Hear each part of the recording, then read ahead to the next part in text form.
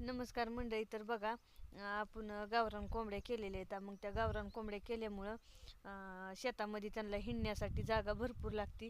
मग आता ती दुसरं सोयाबीन, उडीद, मूग असलं पेरून त्या काय सुद्धा उगवून येऊन देत नाहीत. त्यामुळं आपण आंब्याची झाडं लावायची ठरवले. तर बघा, ही आंब्याची झाडं लावण्यासाठी हे खाली सकाळी JCBनं खड्डे ती घेतल्यात. आणि त्या दिवच्या व्हिडिओमध्ये सुद्धा मी सांगितलं होतं की आंब्याचं माप घ्यायला चालू किती फुटावं लावावं लागतं किती नाही. तर ती 10 फुटावर झाड लावावं लागतं. का तर त्याची त्याच्यात त्या दोन्हीमध्ये अंतर तेवढा ठेवलाच पाहिजे. का तर झाड मोठं झालं, त्या एकामेकाच्या झाडाला झाड लागू नाही, म्हणून ती तितक्या मापानं ती 10 फुटावर झाड लावावं लागतं. तर बघा, हे आज आपण खड्डे घेतले. तर आणि आता पाऊस थोडा उघडला की त्याच्यामध्ये ती खत टाकून ती झाडं लावून काढायच्यात आपल्याला. तर बघा, मी लावताना सुद्धा झाडे लावताना सुद्धा व्हिडिओ काढणार आहे. तर मी तुम्हाला दावीन झाडं कशी लावायची. तर बघा, ही झाडाची खडे आज घेऊन झाले.